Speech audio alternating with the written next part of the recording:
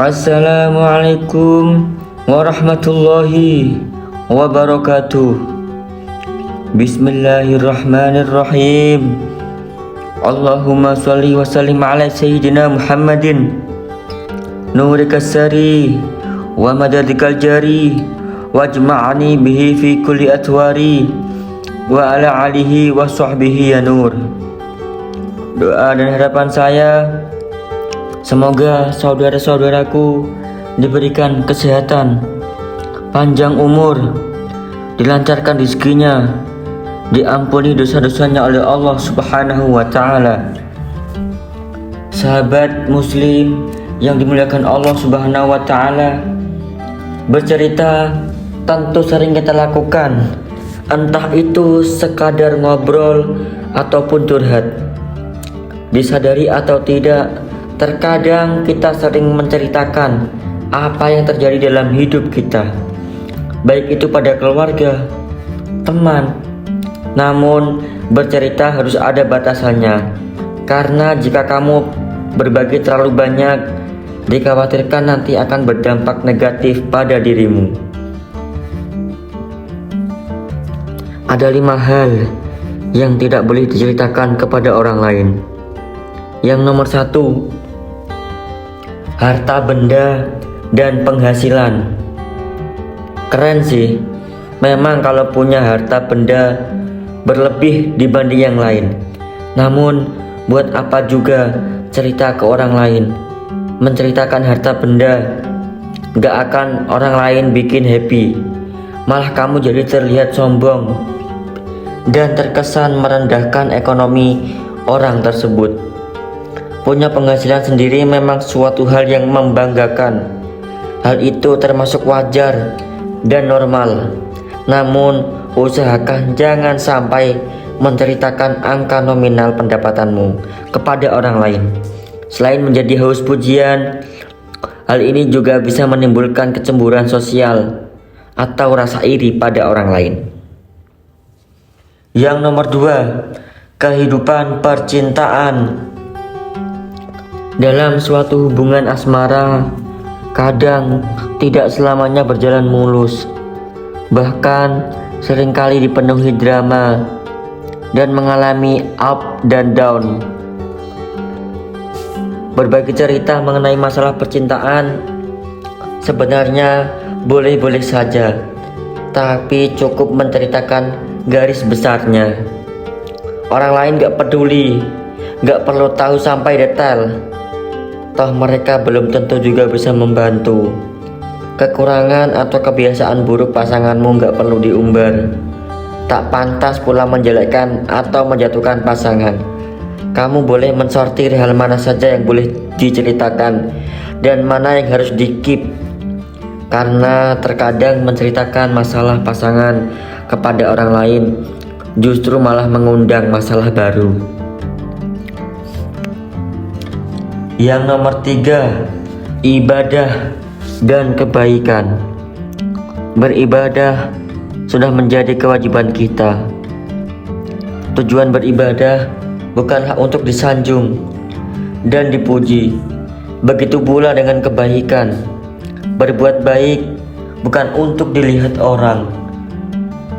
Hal inilah yang kadang tidak disadari. Kebaikan akan menjadi sia-sia dan tidak menjadi pahala jika hanya untuk dipamerkan. Jika niatnya baik agar orang lain meniru untuk berbuat baik juga, tentu saja hal itu sangatlah bagus. Akan tetapi jika niatnya kurang baik, mengharap pujian, sombong dengan sifat ujub, ditakutkan ibadahmu pahalanya sia-sia karena mengandung unsur pamer. Sejatinya ibadah atau kebaikan cukup hanya dirimu dan Sang Pencipta saja yang tahu. Yang nomor 4, masalah keluarga.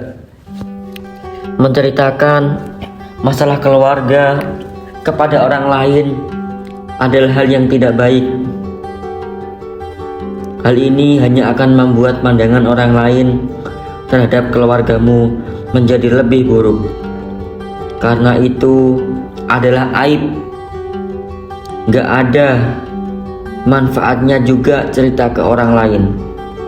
Malah bisa saja orang lain akan mengambil keuntungan dari pertengkaran keluargamu.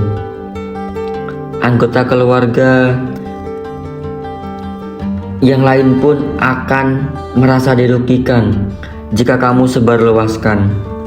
Memang awalnya kamu cerita ke satu orang, tapi tanpa kita sadari jika orang itu berlanjut cerita ke orang lain, dan akhirnya banyak orang yang tahu akan masalah keluargamu. Masalah keluarga sebaiknya diselesaikan baik-baik secara keluargaan. Yang nomor 5, rencana masa depan. Untuk planning ke depan nanti gak perlu orang lain tahu. Jadi kamu bisa fokus mencapai target. Jika menceritakannya ke orang lain, biasanya akan ada yang meragukannya. Mimpimu dianggap terlalu tinggi. Hal ini akan membuatmu menjadi pesimis dan gak berani untuk mewujudkannya. Dan jika rencanamu belum terwujud, kamu dianggap omong kosong belaka. Akhirnya kamu menjadi down mendengar cemoohan mereka. Kalaupun harus ada yang mengetahui rencanamu, usahakan orang tersebut adalah orang yang sangat dekat, seperti orang tua. Minta mereka untuk mendoakanmu. Bercerita memang bisa bikin lega dan perasaan menjadi plong. Ada rasa nyaman ketika berbagi keluh kesah, tapi tetap harus bijak dalam memilih hal untuk diceritakan. Semoga yang dapat saya sampaikan menjadi motivasi untuk sahabat muslim semuanya. Semoga bermanfaat, dan sampai jumpa lagi di lain waktu dengan pembahasan yang lebih bermanfaat lagi. Jika ada salah kata, saya memohon maaf sebesar-besarnya. Kita hanyalah seorang pelajar, bukan bermaksud menggurui. Billahi taufiq wal hidayah, wal ainayah. Wassalamualaikum warahmatullahi wabarakatuh.